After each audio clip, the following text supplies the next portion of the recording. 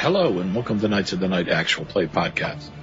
This D&D 5th edition adventure, The Heretic, was written and run by your DM, Scott. And now, please enjoy episode 507, titled, In the Desert, Brain Freeze is a Good Thing. Actual play begins immediately.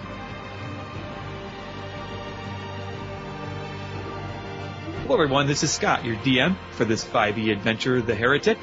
With me tonight, starting on my right, are... I'm Tom, playing Alder Rusha, a human male cleric of Amira, and a skill-seeking rogue. Hi, I'm Mike, playing Marduk, a male half-orc fighter, graduate of the Academy, and an eldritch knight in the Fists of Amira. Hello, I am Jim, playing Brodor. He is a hobgoblin warlock and one of the camel-riding Fists of Amira, in search of truth, knowledge, and good place to get something to drink.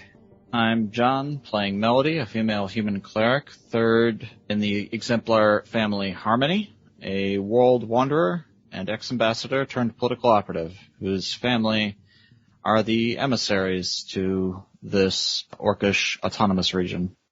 And I'm Thomas. I'll be playing Gabrielle De Angelis, female Aasimar paladin, and a holy fist of Amira, whose belief that our goddess is still alive has been shaken by recent revelations. And where last we left off, we had the characters wrapping up business in the city of Tarask as they prepared to head into the Hollowlands.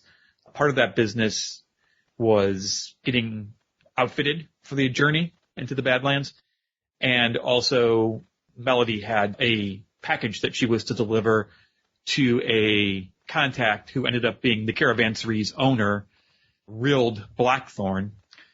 And that package, which of course was the paper drake that had emerged from the box earlier in the adventure, decided not to be handed over at this point through a somewhat tense and icky negotiation, and was given 3 additional days to make up her mind as to whether she wanted to pay coin to keep the drake and to have the situation disappear, to provide some companionship, or to owe a favor to Rild in the future. That conversation took place as the caravan was leaving Tarask for the Hollowlands. She was with Alder at the time, who provided some emotional and, if needed, some sword backup, but that wasn't needed. And then the group headed over the barren river on rafts and their camels and sat down on a small little, almost like fortification / village on the other side of the river in the Orcish Autonomous Region, the name of that city being Zorus, had their papers checked with the governing body there, and the elder was just setting foot outside the gates into the Hollowlands as we left off for the night. Starting up tonight, you can see in the picture provided and in my description from before, the Hollowlands here start with rugged hills with very narrow canyons kind of cutting through those steep hills, kind of zigzagging their way deeper into the Hollowlands. I'll need a marching order for the group. Okay, I do have a question. When we were doing the majority of our passage down here, we were with a cart. We don't have that now. Each of us is riding a camel? Either that or walking next to the camel, yes. Okay. You each have a camel that has saddlebags with your adventuring equipment that you might have if you have an adventurer's pack or a explorer's pack, whatever you might have. Your weapons can be on you, but you might have your foodstuffs, about a week's worth of provisions and a week's worth of water are also being carried by the camels. Imagine the benefit of riding is the likelihood of exhaustion is less for each of us. True. Despite the environment. Yes. But what I thought is that it would also be beneficial to have someone who's adequate at riding in the front and in the back, just in case we're limited to go through a passage and I guess I'm asking maybe Marduk, do you want to be in the front or the back? I should probably be in the front since I'm more familiar with, well, at least I have some familiarity with this area. I can probably withstand being smacked around and give you guys time to catch up. Yeah, I'll lead from behind. All right, so you want to be the back, the last? I mean, you're familiar with this territory too. I get that, but I also believe in the competent camel rider. all right. I'd mostly hug along when I was doing most of my travels to the Cinderwald. I was sticking along the shore, and we're kind of heading more inland where I haven't been before. And I'm fine with being second, right near Marduk. And Gabrielle, I think it might be beneficial to you be near the end where Grodor is, so that in case you've got to block a shot, you could be helpful, much more so than I could be. And Beef in the back. It'll be me. Melody in the middle. Okay. Marching order. That's great. You do delve deep into the canyons. You have some pretty sharp, hard rock on either side of you. The canyons are usually between 10 and 15 feet wide or so as you work your way through the darkness of the night. One thing that's somewhat unusual is that you've all read in history books in different situations that the desert or the Badlands get cold during the night. And that certainly was the case when you were in the Redlands earlier, when you came out of the mountain pass and you made your way into some Badlands there for a day or so worth of travel. When it was the evening, it was downright chilly. What you're noticing here in the Hollowlands is the oppressive heat never leaves. It's incredibly hot, even at night. Now, to be sure, Altorn tells you that it'll get hotter during the day. So it is cooler, but it's nowhere close to comfortable or even chilly. It's sweaty hot, even at night, to travel through the Hollowlands. Whether it's magical, no one knows for sure, but the temperature just is always warm in the Hollowlands. And so that's what you're experiencing as you wind your way through the various canyons on your way as you head deeper southeast into the unknown. I discuss with Marduk some theories as we're going through this area because I know he's aware of some of the things. He's been here previously, and asking him questions like, so at night when it gets a little bit cooler, are we more likely to see animals or creatures attack because it's more comfortable for them? Or I can either give a roll for my survival or my insight or history of my life here. I know things have changed since I was last here. I mean, a lot of animals come out in the desert at night when it's cooler, and they're nocturnal animals in the desert. The desert is alive. All right. Do you want me, Scott? I'm going to say go ahead and make either a survival check or a nature check. I'd like to assist with that since I grew up in this area as well. Sure. Well, the only reason I only mentioned Marduk is because we're riding next to each other, but Right. you could have potentially overheard us. We're not that far apart. So And I don't that's think fine. we're not traveling under silence right now. Right. To assist, I would make the same roll, right? Survival? To assist, you just have to be able to partake in a way. So I'll if it do was that. combat, you wouldn't have to roll to attack. You would just be, if you're threatening in combat, you give that help. Right, but you spend your turn giving that help, but yeah. Right. Is guidance better than that? I think Right. advantage is better than plus 1 to 4. Advantage is very good statistically. Yeah, Okay. I thought so. So I do that. All right, so I've already rolled a 13, and my second is... Oh, dear. jeez. I rolled a natural 1. And yes, your answer to them is that there are a lot of creatures, predators especially, that come out during the night, although there are non-predators that come out as well.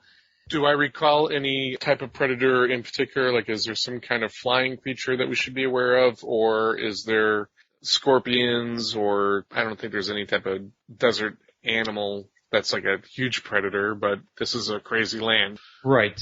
You know, at night, in caves along the walls sometimes, there are manticores that Oh, boy. reside in this part of the Hollowlands, in the canyons and in the narrow ravines. So manticores are relatively well known to be prevalent and to be dangerous. Also, as far as flying types of creatures go, there certainly is an assortment, but the peritons probably are the most dangerous, although you also know that the Peritons usually only attack individuals or very small groups. A group your size probably would be too dangerous for them to assail. If I remember, Peritons are kind of like a harpy, but with a deer's or a stag's head. Is that Yes, right? correct. Okay. Yeah, they're nasty. Yeah, they are. You think that you recall that they need humanoid hearts for procreation. Yeah, they're effed up. So they're pretty messed up, and they certainly are in this area, but they usually pick off lone travelers or small groups, not larger groups like yourself. Yeah, so we should be fine. Nothing to worry about, just manticores and peritons. Okay, so you spend several hours of the night working your way through these canyons. The maiden and her sisters are out, so you have fairly good visuals. It's a well-lit night. Besides hearing some rustlings in some rocks in certain places where you know there could be somewhat poisonous snakes or scorpions, the beating of wings occasionally, which could have been those peritons maybe spying on you, but you're not quite certain. The first half of the night passes without too much drama as you make your way through the initial stages of the Hollowlands. Altorn decides to stop after about 4 hours or so of travel for a break, because everyone at this point is hot and sweaty and just really uncomfortable. So you guys can eat some rations, definitely drink some water to keep yourselves hydrated. Is it fair to say that you guys have given us a brief rundown as to the Drake situation and what went across? I was about to. Altorn, your dad's kind of a sleazebag, huh? He gave birth to me, and that's about the only good thing I can say about him. At least he gave something good to the world, because you're doing a service to us, but he's only giving me trouble. And I'm sure it's only worse for you. My sympathies. Yeah, much appreciated. I tend not to talk about him too much because it's not something that can change or Yeah, no, that's it's not going to get better. Sorry It's about just- that. He is who he is, and it's just someone that I have to deal with, unfortunately. I do too. For the time being anyway. It is no plight as big as yours, I'm sure, but sometime you're less stressed, I'd like to pick your brain about how to deal with him. I'm sure you have ideas. Go ahead and make a persuasion check. He's willing to talk surface, but if you want to talk deeper, I'd like to see. I'll get personal with what's Yeah. going on with me, but that'll be later. I got a 14 there. Okay. You notice that he doesn't say anything, but he seems to nod his head a bit in acquiescence to your statement. Good enough for now. I'm gonna catch everyone else up. Our companion tome, the Paper Drake, that I think I've lent at this point to Grodor to read for the trip, is property of Rild Blackthorn, and in not giving him away, I have incurred a debt that can be repaid some skeevy ways, and I'd like some alternative ways out of it. Mostly, my options seem to be robbing the tomb for enough platinum to pay for my transgression, as he is a businessman, he claims.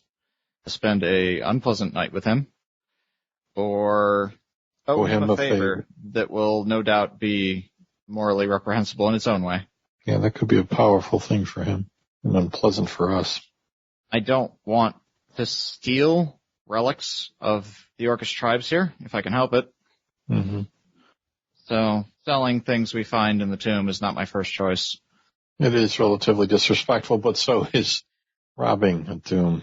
Yeah, I'm not feeling really great about this whole Hey, I have stood thing morally anyways. on my own ground of we are only borrowing whatever we take, and we will return it at some point. We did that with the dice. We'll do that with whatever else we come across. I'll be honest. In the name of saving the kingdom, and it'll go right back to the tomb. I'd love to return my sword to my mother. That too, no doubt. We'll find some info on that as we travel. But I get your point. He does seem a despicable person, that's for sure. Almost like to suggest his son take over his business, but it doesn't Certainly seem doesn't like. have the mind for it or the will anyway. Mhm. It seems to be pleasant enough here being a ranger, but That doesn't mean he's a great businessman who wants to take over. That is part of why I'd like to talk to my family when we get back. I'm sure that the Blackthorn has been nothing but a thorn in their side. And maybe we can make it more of a political maneuver than just another murder in the shadows. This man's a smuggler and a disgusting one besides. I did make a promise to deliver this to him, and so it is kind of, I do owe him something in return. His options are undoubtedly skeevy. All right, but we are told to do this entire thing and to do it with this individual. Yeah, I would much prefer to go to the client who hired him and make a deal with them. Right. But I don't have that option, and as a businessman, he's going to hide that option. My point is, we are Fists of Amira from the Academy, and the Academy told us to work with this despicable person? No. We're just meeting his son, right? Right. Yeah, the part with our paper Drake here was merely to finance our business out here. I've bought a couple things on our trip. Right. That was your choice. I understand that. Yeah. If you want to... Okay. I'm not going to throw blame on you. I mean, you, Melody, have done things in the past, as have we all, but we're supposed to be a good organization, and we're clearly using an asset that is not the best. Sure, his son is, but he works for this company, and this owner of the company is not a good individual. Is it possible we want to go that route and report him? I think he could do more harm for the country than I would like to risk if he chose to make a mess of it. But I think something worth considering is what the organization who wanted Tome could do with the knowledge he has. There's an entire book I haven't had access to, and I haven't read most of them. And it takes forever to read through these things. Yeah, Laura's kind of drip-fed at this point, so... Is Tome sentient enough to answer your questions, or is it just a magical construct? Non-verbal, but Gotcha. he does have an intelligence score. Okay. He is able to communicate via signal as much as Drake can sign things. I might be able to get him with future interactions to spell things out with the words he's eaten, but I haven't been able to yet. He's not illiterate, but he's mute in a way. I think it's kind of interesting. Yeah. Anyway, that's academically. I was just Curious wondering about the history? Yeah. I was just wondering if he had any kind of insight that might be useful. I'll stay up a little bit tonight during my watch and have a conversation with him, see what I can dig out. I mean, I studied a little about this when... You take up after me. Okay, just curious. More than one helps, but I am attuned to him at the moment, so I don't know how much we can spread this out. I have no problem sharing, though, if you can. He's going to be politically harmed if we arrest this dirty smuggler with his dirty mind? Yeah, I have no doubt that he has friends who can make trouble for us. Wouldn't be surprised if Aloysius showed up at a moment's notice, but... We're at wartime. I'm not sure Aloysius showing up would save his butt. I think if we walk up to the... I know that Aloysius has enough fingers in pies to make hell for us outside of the war front with mutual allies that respect both of our countries. I mean, this is the first time I've ever been this far from the capital. Right. Okay, it's legitimately the first time I've ever left the capital. But to me, it seems that there is less control here, and there are more creative individuals that have power that they would not have in the capital. He's definitely one of them. And I know that there's a lot of politics in every city you're in. But this seems less politics and more manipulation on a selfish... Well, no, that's politics too. Never mind. Yeah, Your parents aren't in his web of deception. If we have to go to the top in this city when we clear them out, we can. And if they'll we have clear power. out a smuggling den full of people who are brooking with information about summoning demons in the heartland, I think that's a good thing. I agree. I agree too, Gabrielle. If it causes a political dust-up, then we know what our enemies look like, and we burn them too. Valid. I fear for the damage is all, and I wanted to make sure everyone knew that there might be some. I live for the damage, but I appreciate the warning. Okay. It's just a field I've tangled in before. I wanted to make sure everyone knew the risks before we went into it. Mm-hmm. Yeah, we got your not back. of justice you have wrought. So, while you're traveling, you have this in-depth conversation. You stop for a break, probably continue the conversation there as you all stand around eating your salted meats and drinking your water. You get back on your camels, head out again, same marching order. You hear noises in the night, large footfalls in a distance that could be coming from a creature much larger than yourselves, but you never catch sight of it. More than once, the flapping of wings, as if maybe you're either being trailed or there's just a lot of activity in the night sky. But besides catching a shadow or two every once in a while, just not able to really pinpoint anything. Part of it is the fact that you're in narrow canyons, and they're sheer. They go up almost straight for a good 30, 50, 60, 80 feet. So your line of sight is very limited in what you're able to get to and what you're able to see. But after another couple hours, as you catch maybe the first glimmers of color on the eastern horizon through the canyon walls, Altorn says there's a watering hole up ahead that you can resupply at, and then we'll go a distance beyond that and find a place to camp for the night. He doesn't want to stay too close to the watering hole because of the amount of traffic that it will entail, but thinks it's a good place to fill up your water sacks because you don't know how long you're going to be in the Hollowlands. We're hoping it's a quick trip, but we can't be for sure. Speaking of provisions, I think this might be an Alder question. Are you able to ask Amira for water? Is that a spell that you have in case we need it as an emergency, or do we need to pack some extra? If we're going to be hitting an oasis where we can get water for our animals, and if we're thinking that we're going to be a while, I guess I'm just asking questions. I have the ability to purify food and drink, Well, but not create. Okay. At higher levels, perhaps, than Gotcha. our friend here can summon. And another couple hours in silence pass.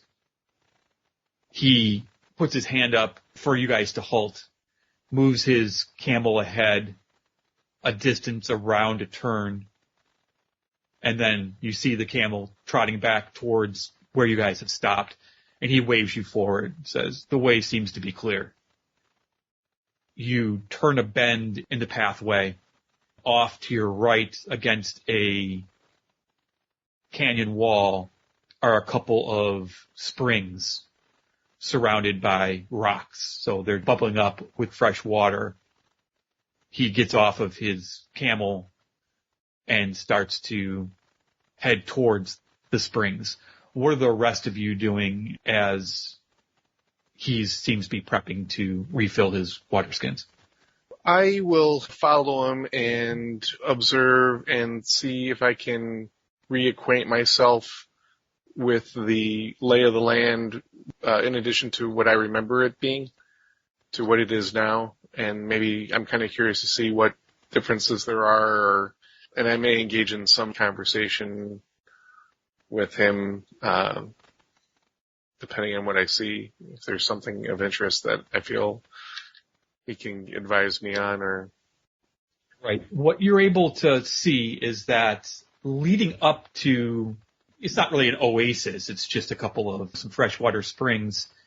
There's the path you were on, and then there's a path that goes off to the left just before the springs. So there's a little bit of an intersection. You see some plant life that hugs to the rocks. Plant life that you would see normally in a deserty badland type of situation. However, I'd like you to make a survival check, please.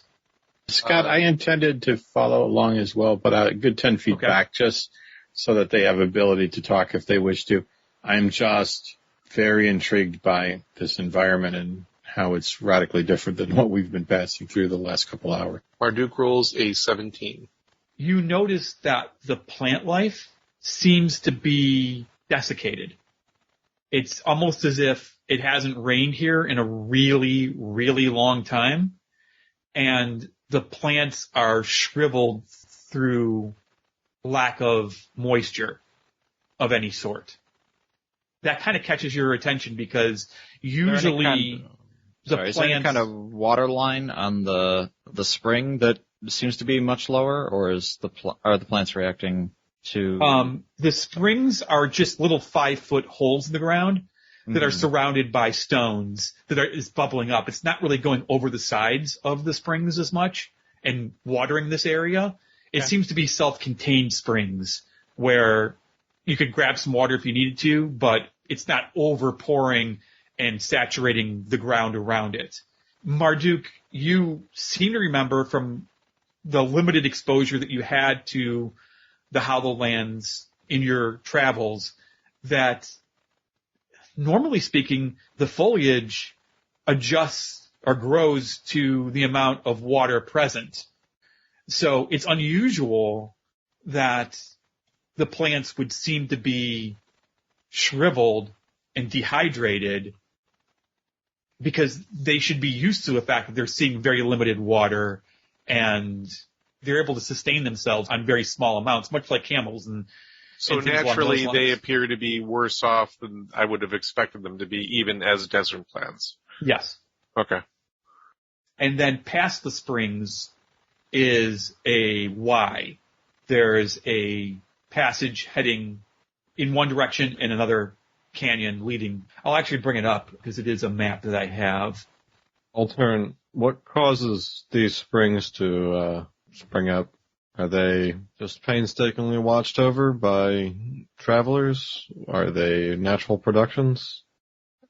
They're normal. I mean, you're going to see springs occasionally bubble to the surface because the rock formations are weaker in an area and there's an underground source of water. So they do show up at certain intervals, and those of us who have traveled the Hollowlands know where they are and know where to restock. It's just a natural occurrence that happens. It doesn't happen very often, but occasionally the rock layers above the water table will be weak and will be eventually worn away so the water can move its way towards the surface. And the spring isn't a tight little narrow canyon that's only about 10, maybe 15 feet across at best, probably closer to 10. Marduk, what nature roll did you make for looking more closely at the plants? I rolled a 9. That tells you pretty much what you knew before. You grab one of the leaves or between your thumb and forefinger, and it's absolutely dried out, dead. I got a Why, question you're for not you, quite though. sure. Did we just notice this now, or has this been the way the desert's been looking since we've kind of got into it? There's not a ton of foliage. You can see some on the map, but you're on the back of a camel a good 6 to 8 feet in the air at night where the sun's just peeking out now. Mm. So you're not quite sure. No one noticed a state of drought during your travels up to this point. But then again, the only other time you were off your camels was when you did the break for food and some drink. It was the middle of the night still. So this is the first time that the sun's peeking out, and Marduk just happened to notice the fact that the plant life looked different than what he remembered in the past or what he thought it should be. I'm going to ask Altorn if there is some sort of a drought going on that's going to make the sparse vegetation even sparser. Are we relying in any of this for provisions or anything on our trip here? He looks at you confused and says, no. And then he sees that there's a little bit of foliage by one of the springs, and because you mentioned it, he moves closer to the foliage and starts looking at it and says, this isn't good. This isn't good at all. I'm asking Marduk, is there a creature that consumes water? Yeah, I don't know if this is a act of a creature or some kind of effect or some imbalance, but this does not seem to be natural to me. Who has a passive perception above 13? Mine's only 12. Okay. 15 for Melody. 15 for Brodor. Anyone 11. else? 11 for Gabrielle? Gabrielle. Okay. And then Marduk? Mine's 12. 12. Okay. Melody, Grodor, along with Altorn, you hear what sounds like a dry rattle. Almost like a snake, but different.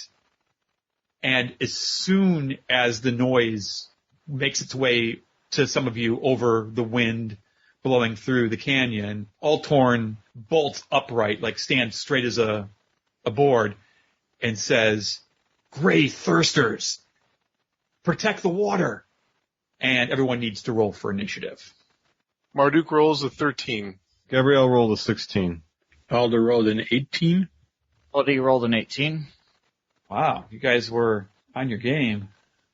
Grodor's usually last, but he actually got a 16 this time. Okay, and the thirsters, they rolled a 17 plus 3 is 20. And Altorn rolled a 7, and he is plus 3 for a 10. Okay. Those of you who were aware get to act on the first round. Those of you who do not, do not. You get a surprise round. So that means that Grodor, Melody, and Altorn all get to act in the first round. After that, everyone else gets to go. And Marduk, you see a creature come up out of the, like, it was laying against the stonework, and it's so dusty looking and pale that it was really hard to detect. And it stands upright about 20 feet from you. It has a dried out body. It's still clad in maybe the remains of some gear or some clothing that it once wore. Its skin is dry as parchment. It clings to bones that are clearly distinguished underneath because the skin is just so tight and taut against the form. There's a hoarse moaning or rattling that emanates from its dry, cracked lips as this undead creature moves towards you. As it gets within 20 feet of you, and this would be you too, Alder, and the camels as well, the white camel and the red camel, there's this emanation of just a desiccating thirst. Your mouth goes completely dry. You feel your skin tightening as it feels like water's being drawn from you. You need to make a DC 12 Constitution check. Heat and the removal of all moisture just emanates forth from this undead entity. I rolled a 4, so no. Marduk rolled a 21. Marduk, you're able to shake off the effects of what's called the thirst that these creatures emanate, and you are immune to this gray thirster for 24 hours. I was in the middle of asking Marduk a question, so I was talking, my mouth was open, and now I'm like... That's an awful feeling. You, Alder, feel the moisture just leaving your mouth, leaving your tongue, leaving your cells as your body is just drained or the water within you starts to evaporate, which of course you need to exist.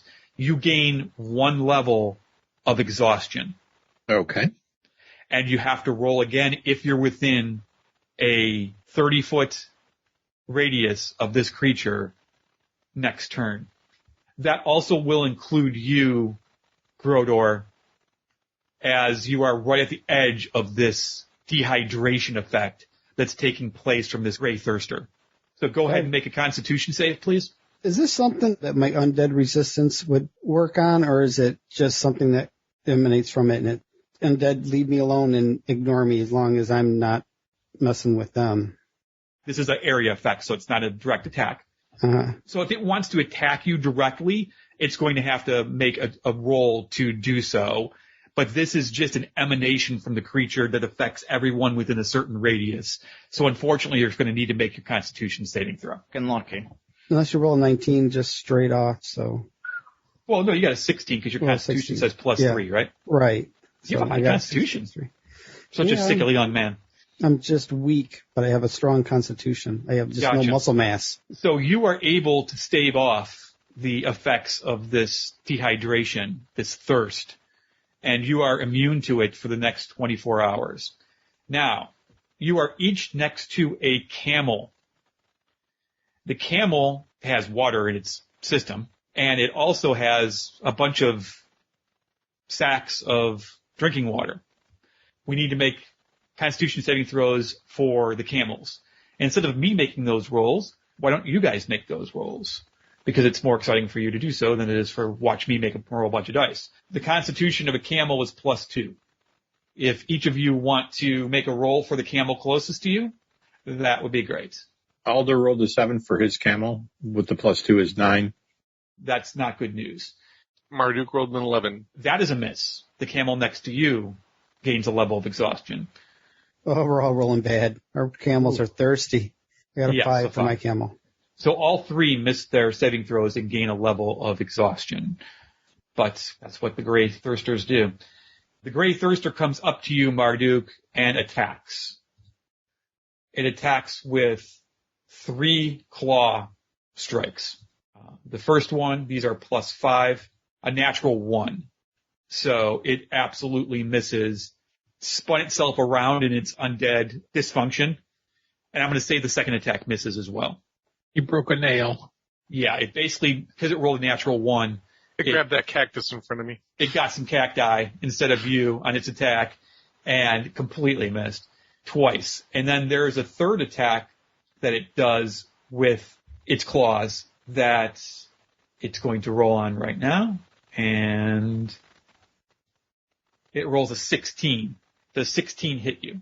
16 does not hit me. I have a 17 armor class. Oh, nice. Okay, so all 3 attacks from the Gray Thirster missed you. That takes us to the other Gray Thirster on the other side of the canyon. And it's going to move and engage with Gabrielle. Because of the fact that it has moved into distance from you, its aura of thirst strikes everyone within the circle, which would be Gabrielle, Melody, and 3 camels. Gabrielle, since you're closest, why don't you go ahead and make a Constitution saving throw and see if you're able to withstand the thirst emanations. Gabrielle herself rolls a 19 on her Constitution, toughs it out, and then I'm gonna roll for the 3 camels. I'll roll for mine. 2 separate rolls for the 2 camels then, and John can roll the third.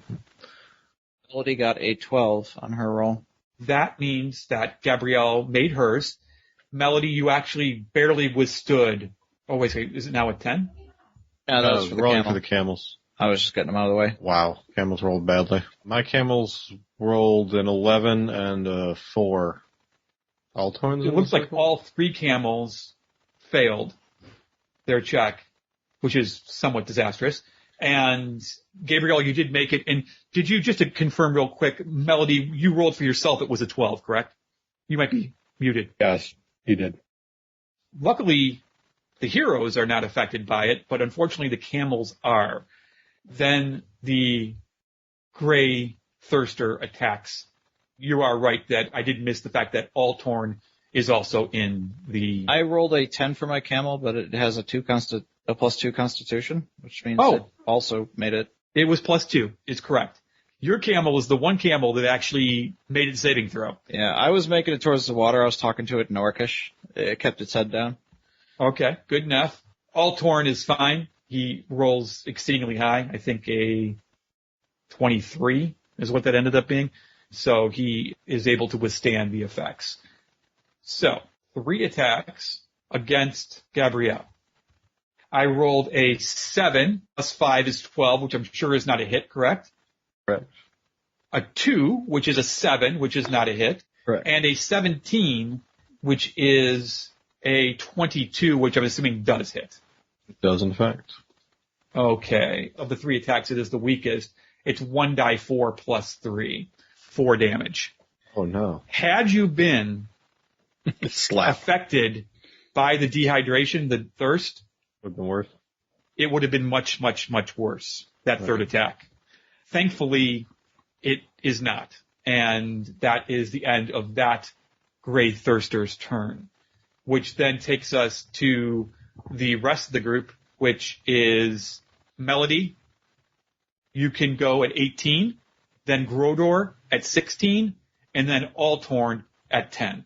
Melody, she feels the dryness even if she doesn't experience it. It doesn't get negatively affected by it. She's going to do a double take with the warning she gets from Altorn and make her way toward the spring and dive into it while tugging the camel along. Okay.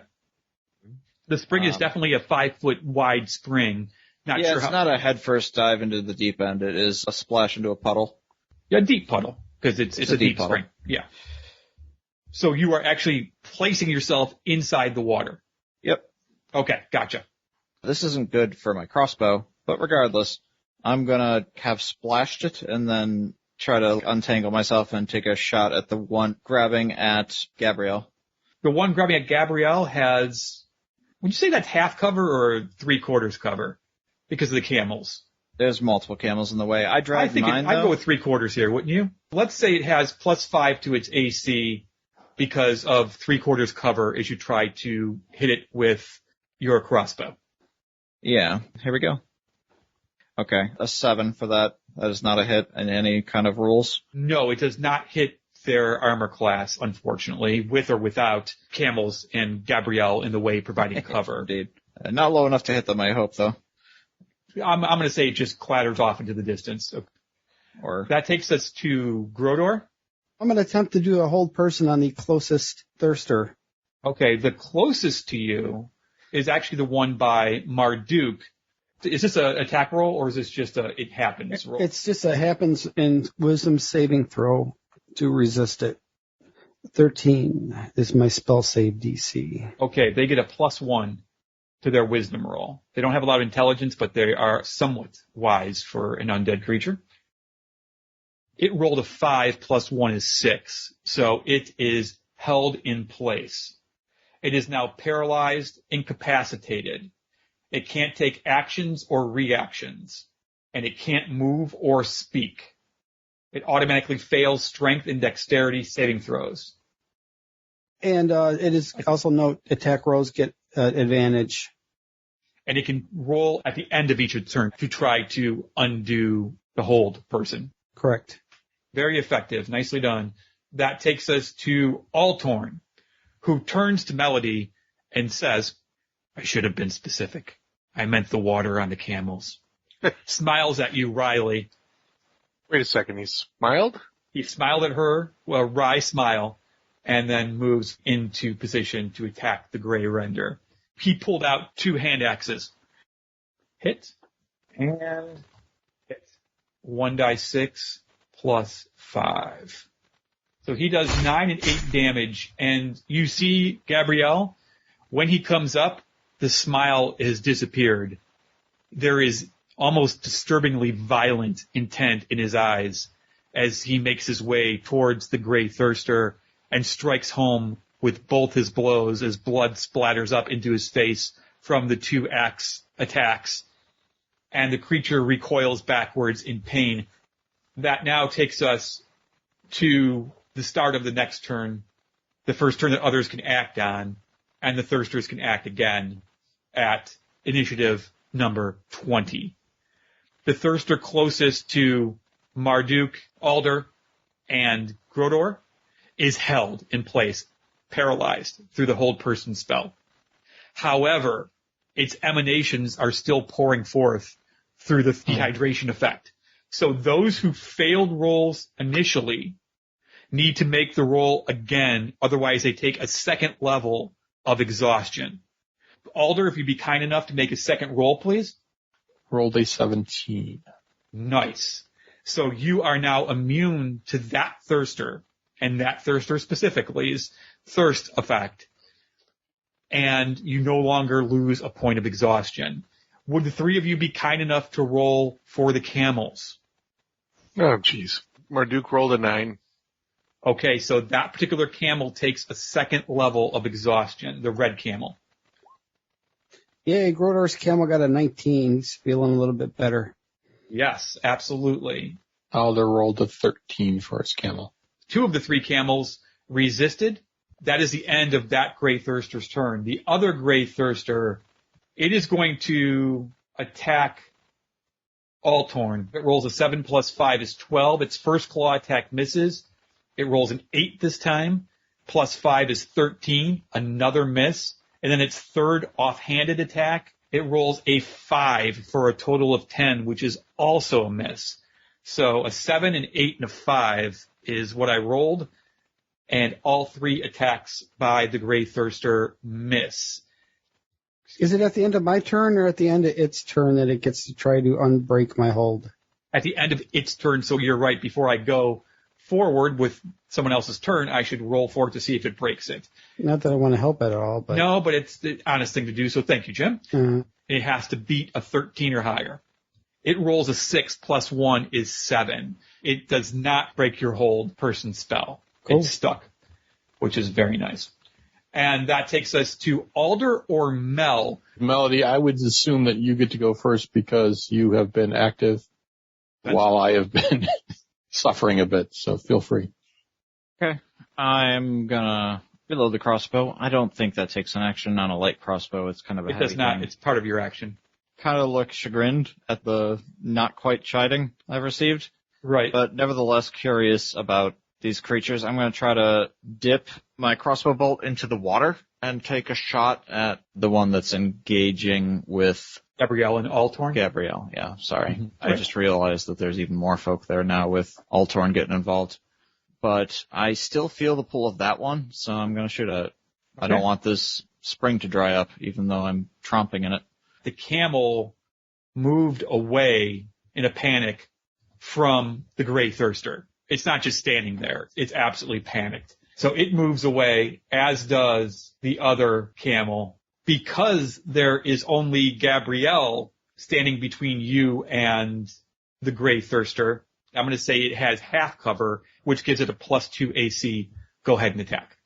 She's wondering if these creatures have some allergy to water, that they try to propel it away. So she's gonna dip the crossbow bolt into the water before she takes a shot at the one engaging with Gabrielle. Has a -2 to hit. I'm gonna use an inspiration to stay here. I have 2 more of those remaining after this. I've saved them up. I'm gonna stay where I am just because I'm being superstitious about this. Okay. They don't like water. I'm in water. Everyone should be in water. They're scary. Yeah. I'm gonna spend a couple points in case this lands to do some bonus damage. Sure. So this is 2 points with a little prayer to the looks up goddess of the hunt, Druchia, and aim through the branches of this withering cacti and take a shot. It's a 6. It goes wild, skitters Yes, it does go through wild. the branches of this withering vine. It Now- explodes in a shower of light, but not Okay. helpfully. That was Mel at 18. Mel, you still have movement left, and you still have a bonus action if you wish to take it. I think the bonus action is to wrap up both of these camels together and drag them further. To be So fair, I'm gonna- you wouldn't know where the 30-foot, No, I wouldn't. because I'm it just doesn't announce that, but you getting can do that more if you wish. distance, and I'm trying to get maximum distance between the 2 of these folk. That Okay. as much makes sense to me. And that takes us to Alder. I move to the left of this creature and around to the back side so that I am across from Marduk, and Okay. I strike. You have advantage because it is paralyzed. Because, not only that, but that was the intent of if it breaks Right. this hold spell, I'm in a position directly across from Marduk. So I am using my rapier, and I rolled a 25. 25 is a hit. It is... That is piercing damage, correct? a 19. It is piercing damage, yes. Your rapier literally pierces the back of this creature. There's almost this puff of air, since these things don't contain any water whatsoever, and your rapier goes straight through any organs it has and out the front of the creature, narrowly missing Marduk, and then you pull it back, and there's blood splatter that comes out, but it's a very thick, oozing, dark blood. So Gabrielle and Grodor are 16. Let's follow the same line of rationale that we used earlier. And since Grodor moved in the surprise round, he'll go first, and Gabrielle will go second. Grodor's going to try to Eldritch Blast this thing. There is a person between you and it. I rolled a 22 total. Okay, 22 is a hit, even with the fact that you were guiding those Eldritch Blasts right over Marduk's left shoulder. I got 9 force damage. 9 force damage. The Eldritch Blast just absolutely concusses against its chest, ripping open like parchment paper. The flesh is so flimsy and so dehydrated. I'm going to move between these two camels and try to corral them so they don't run away. I'm going to say with your bonus action, you can grab both their harnesses, but that's pretty much your turn, moving up to them and grabbing their harnesses. Go ahead, Gabrielle. And Gabrielle's going to take a little 5-foot jump onto some unsteady rocks to gain the height advantage and take a wild swing while she does so. So I press the advantage arriving behind the creature and take a wild swing in mid-jump. Sure. I have advantage because I have him pressed between me and Altorn. 13 on my first roll and 14 on my second roll. So improved. Just hits. All right. I'll spend a spell slot to add a smite to the pile. I did 9 bludgeoning damage. You notice that the bludgeon does not have as much effect as the sharp blades of Altorn's hand axes. What? Okay, Does righteous this creature away. count as a undead? It is undead. All right, then the smite flashes out in brilliant blue radiance for a total of 3d8. Oh, 8, Howie. 5, and 6 for 19 extra damage. As your pull hammer strikes home, there is a incandescent burst of bright light that just absolutely dwarfs the light glow of the dawn that's approaching. It disintegrates the body of the Gray Thirster. Be gone, foul. And Altorn, he's in battle mode, so you see that fierce attack, but then he just blinks his eyes a couple times and just smiles and grins at you as the creature completely disintegrates. And then in the midst of its ashes, Gabrielle drops the hammer and draws out her shield. She'll draw out her sword next turn because these things don't like bludgeoning, and I still have a slashing tool for that reason. Okay, that takes us to Marduk at 13. All right, I take the spear and try to finish Alder's good work with this Gray Thirster. Advantage, and I attack with a 17. 17 hits. 12 piercing damage. It's also a magical weapon, so if that comes into play. So every little bit helps. Just like Alder did the moment before where his rapier went through the beast and almost nicked you, your spear goes through the gut of this creature. Its chest kind of like caves in around your spear, and you go out the back end as you pass through its midsection, nearly impaling Alder in turn. And then you pull it back through. The creature stumbles, is still standing, but it's gravely wounded. We're going to use my action surge. On my turn, take one additional action on top of your regular action and a possible bonus. So I'm going to try to finish this up. 22 to hit. All right. 22 is your best hit, and it does strike home. Go ahead and roll for damage. With a, oh dear, measly 8 piercing.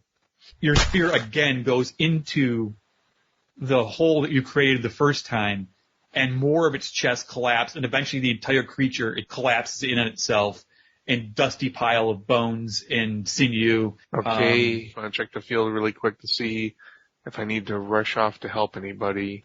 Well done. We need to find a runoff camel.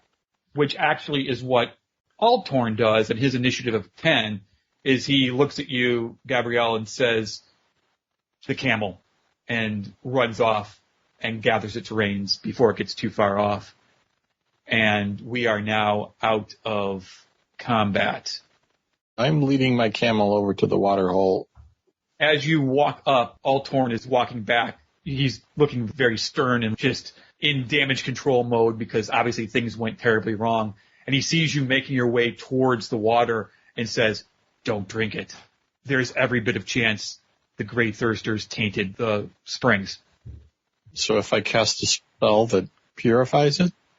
I would like you to bring that spell up, and how much water can you purify? That will be very good to know right now. Oh, a 5-foot radius spear. Altorn said, don't drink from the springs. They might be tainted. I can cast a Purify of Food and Drink.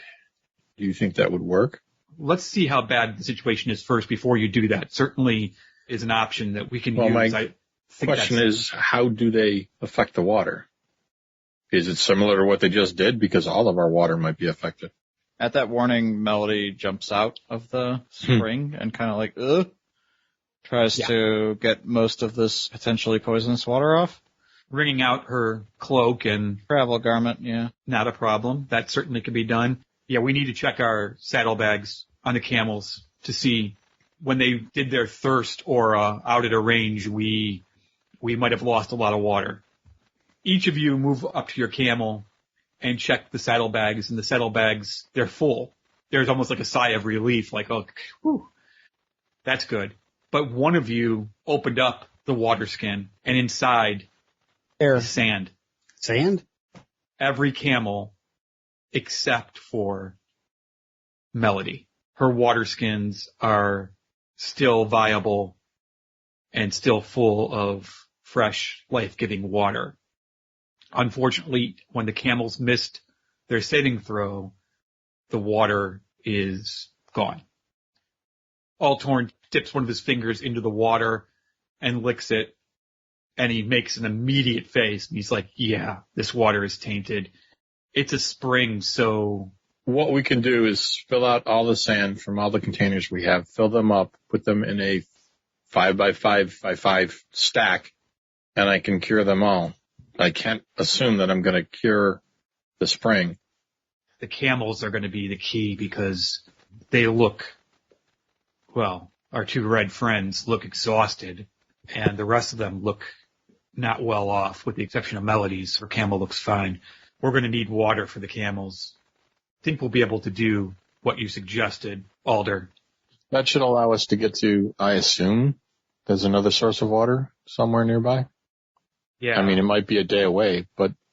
The bad news is the closest source of water near us is the Akora Tribe. They're not very fond of strangers, but their oasis that they protect and watch over will be the one that we can use to rehydrate the camels. It's not what I would choose, but based on what happened during this attack, I can't think of a better option. I want to do a bit of knowledge on what the Akora Tribe's about. My family has taught me a little bit with their dealings with these people. What kind of roles that? Do that? I would say that would be a history check. With my background, do I get any bonus here? Since it's a topic that's near and dear to your heart, go ahead and roll with advantage.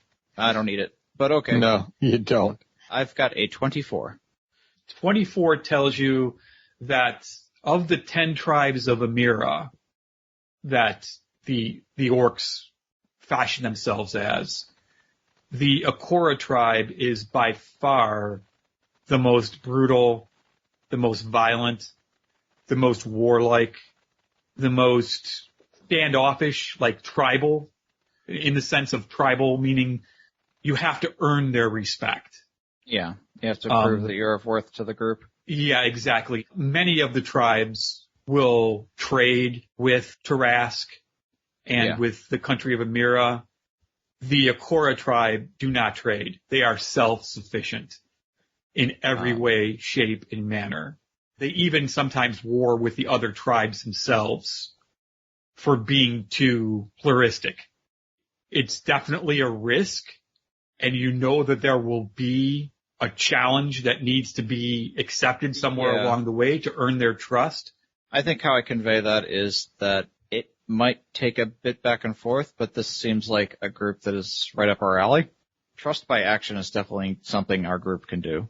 And I say that it might take some time, but this is definitely a group we can work with. May as well make inroads with the most acerbic orcish tribe that we have ever heard of. It will be a feather in your cap as a diplomat. Altorn is like, while you're talking, yes, they can be worked with, but they are very challenging to work with, to be said as well. I tend to steer clear whenever I can of them, but we're in a very dire situation. It's either go back and resupply. No, I appreciate the danger. Thank you. I was raised as a Harmony. I learned diplomacy with the orcs at my father's knee.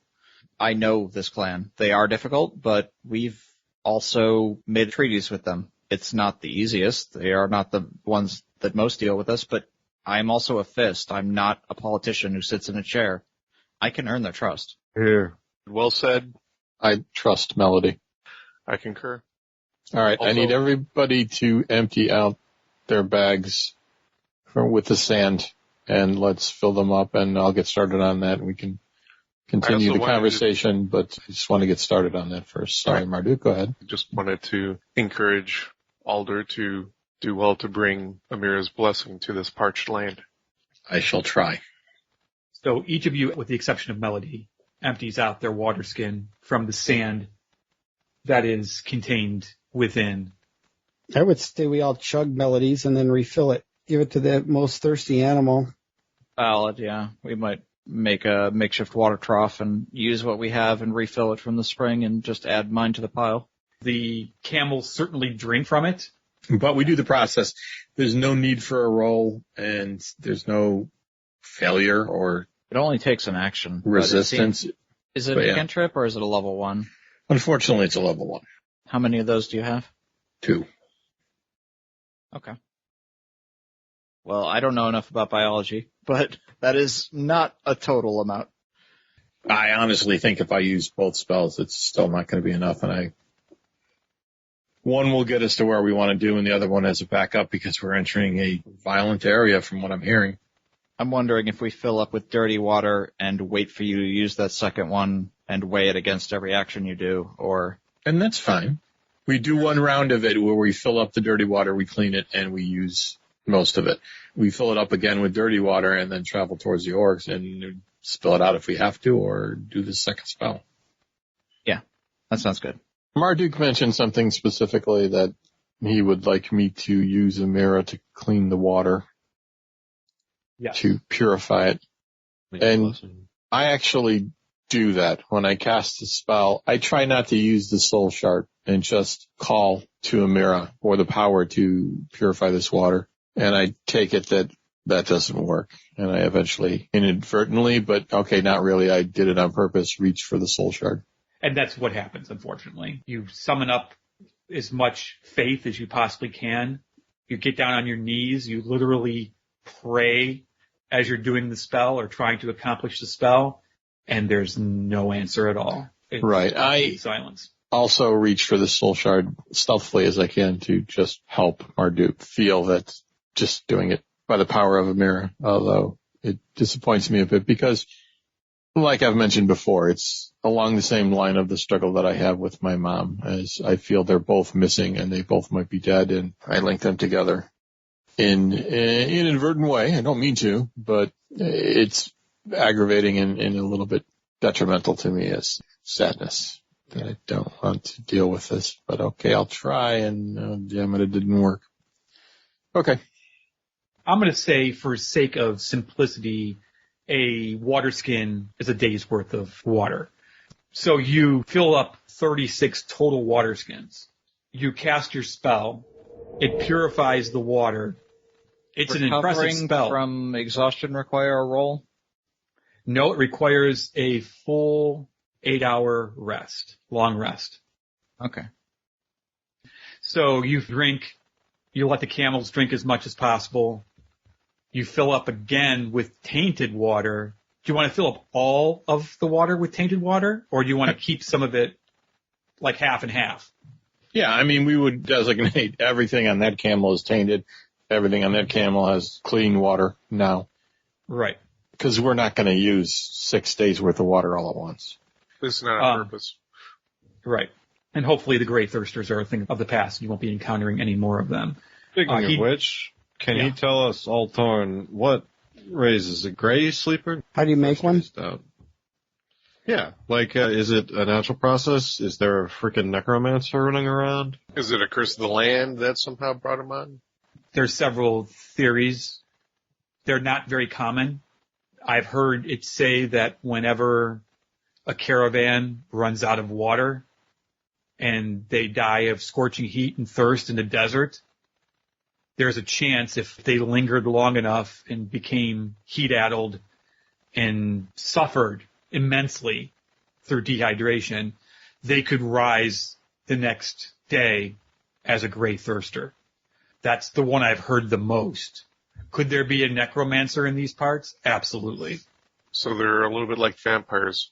I'd like to take a torch and burn the remains of the one we killed. The two you killed. I Well, actually, one was didn't incinerated produce in radiant light. We'll say that one's completely gone. But there is another one that you can burn the remains of. Yeah, I'd like to kill it with fire, just to be sure. So you go ahead and do that. Two of the camels are moving very slow. They're moving at half speed because of dehydration and exhaustion. Altorn leads you maybe a mile further along the canyons, and there's a canyon that widens itself considerably. He decides that this is the place to camp for the day. At this point, the sun has risen. It's probably 10 bells, maybe. You feel the brutal heat of the Hollowlands. It's in the mid-90s. It is scorching. There are no clouds in the sky at all. It's miserable. So you set up your tents. You will have to set up a watch for the day to get you through the majority of it. You guys have any ideas on how you want to set up your watches? I made a promise that I would consult with Tome to try to establish a written language that we could commune with. Mm-hmm. I'm going to try that first. Maybe some kind of sign language that he can... I definitely have that on the docket, but Gotcha. I know that he fucks with words, so that was part of why gotcha. I was thinking in that direction. Okay. So you spend the first watch and try to start to develop some sort of communication with Tome that is verbally based. Is that correct? Yes, I ask him to help me out with keeping watch, and I ask him about different features of the terrain and try to get him to communicate them back. Okay. The rest of you set up your tents in this canyon, which has relatively high walls. They're like 60 feet high. So there is some shade that you can get. It's not great, but it's at least something to start off. I'm assuming you eat some trail rations, drink some more of the fresh water, and the rest of you go to sleep. First of all, I stack and clear the other water and take the last watch so that I can reset my spells. Now that I'm not sleeping, I am chilling whoever looks the most heated or exhausted, be it man or beast, with my cantrip. That's good to know. So we'll say you take second watch, and on second watch, you are putting your cantrip to good effect to cool off anything that's overheating. Right. It's just a cubic foot, so like their heads or whatever looks to keep people, give somebody a little bit of relief. Right. Brain freeze. That's what you're talking about, right? Right. In the desert, brain freeze is a good thing. You go ahead and do that for a while. For sake of brevity, the day passes without anything more than extreme discomfort. There are no encounters. You have enough water to drink, and you need to drink pretty aggressively in this weather. Sleep it's an uncomfortable sleep. It's hot. It's sticky. You're rolling around. You never can quite get comfortable. It's pretty miserable. And if it wasn't for the fact that you had food and water, you would gain a level of exhaustion just by being out in this terrain. But as it is, everyone loses a level of exhaustion by the time dusk arrives. Anyone who had one level now has no levels of exhaustion. Anyone who had two levels, which I believe was just the two red camels, are now down to one level of exhaustion. Melody, go ahead and make a animal handling check with Tome. Cross his fingers. You can do it. I can definitely roll. We'll see how that goes. I'm going to spend inspiration just for the hell of it. I don't need to know the results here. I just want to be very successful. Can I give you guidance? Go for it. 15. So 15. Thank you, Grodor. You spend several hours, and actually Grodor spends that time awake as well. He has to he won't take second shift. Someone else has to do that. That's one action. True. It might be one action to cast the spell, but the animal handling is hours long. Yeah, true enough. I'll say he stays up with you that first watch and lends a guidance more than once because realistically that's what he'd have to do. You guys talk through it and do what you can. And what you're able to do is you're able to develop, you can pick 2 words that you could communicate with Tome, that Tome can communicate back with you through a noise. It can't speak, at least doesn't seem to be able to speak, but it can ruffle its pages a certain way or form its wings as books and slam them together and make a certain noise. Those could be the 2 words. 2 words that it can communicate to you. You pick the words and what you trained Tome in, and that's what you're able to do, spending a full day with Tome. Melody will pick the first, and Grodor can pick the second. I'm gonna pick, I have relevant information, is what the first word means. Okay. And that will be referencing the books contained within Tome. So he can answer the question, do you have pertinent knowledge? It doesn't have to be a direct question. It can be like, I don't know what these creatures are. And then he riffles his pages, and I'm like, oh, Tome knows. Okay, so almost like look into me. I have answers. Yeah. Have we figured out, can he understand us when we talk? He just can't talk back? There seems to be some wisdom with him, some intelligence as well. You think he understands what you're saying, but he can't necessarily communicate back with you. Except now he has 2 words he can. We've had trouble finding time to research Tome, just narratively, so I want him to be able to give us an opportunity to do so. That's what I do. Okay. Do you have something you'd like to do, Grodor? No or negative or can't do that is his other thing. So he can either say, yeah, I got information or no. Okay, no, so he learns no and I might be relevant. So you wake up in the dusk from your long rest. Everyone gets the advantage of a long rest. If you took any damage, you heal up. If you need to pick your spells, pick your spells. If you have anything else you want to accomplish before Altorn leads you into the realm of the Akora, let me know now. I did not know that you had purified food and drink. So I thought it was going to be even worse of a situation than it ended up being. And then your ideas to put the bad water in the sacks and put it all in a big pile and do the spell there instead of trying to heal a spring, which would not be possible. Right. I mean, it would be healed for a few seconds, but then more bad tainted water would come up through it. So it would have been a losing proposition one way or another. So I thought you guys really did a good job.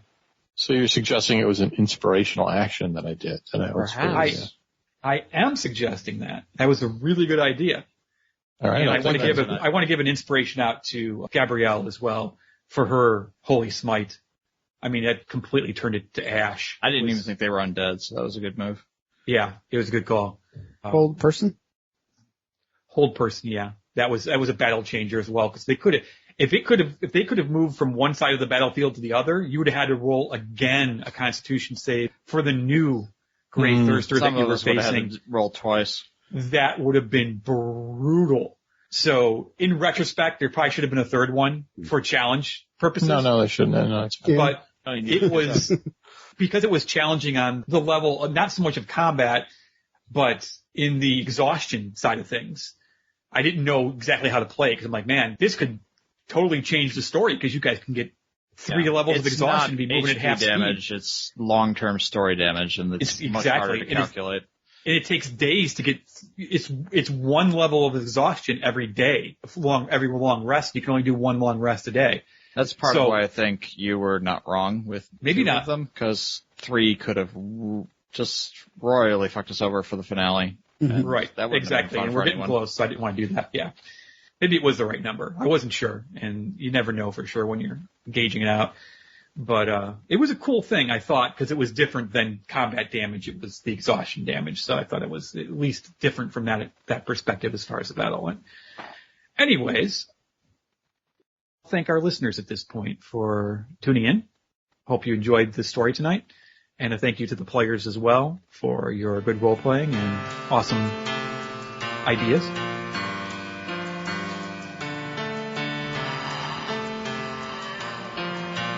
Thank you for listening to Knights of the Night Actual Play Podcast.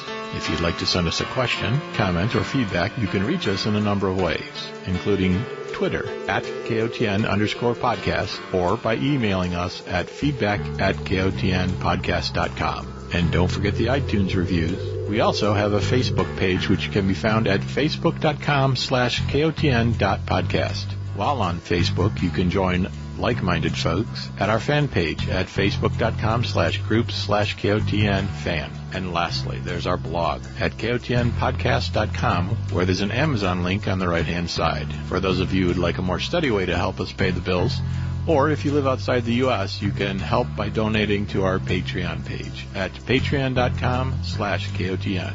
And please remember to join us next week for more mystery and adventure.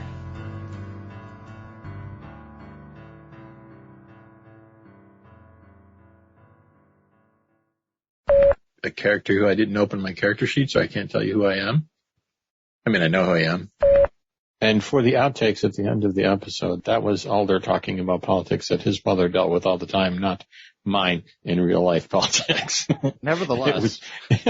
I'm not saying they're both not the same, but when you're dealing with huge empires, yeah, there's definitely manipulation by almost every political member.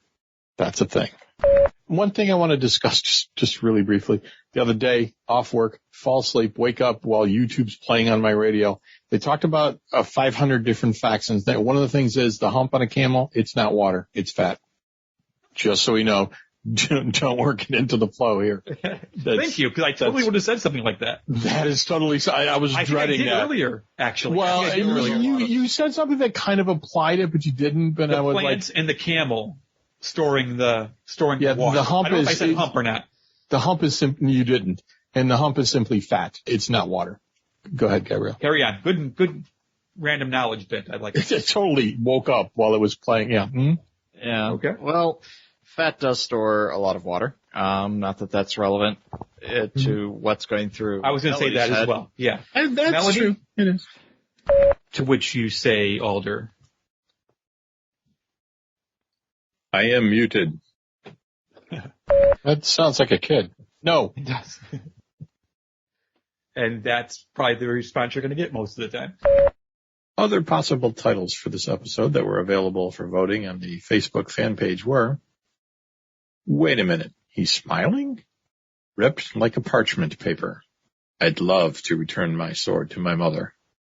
Trust by action is something our group can do. Gabrielle the Camel Killer. And Blackthorn has been nothing but a thorn in their side.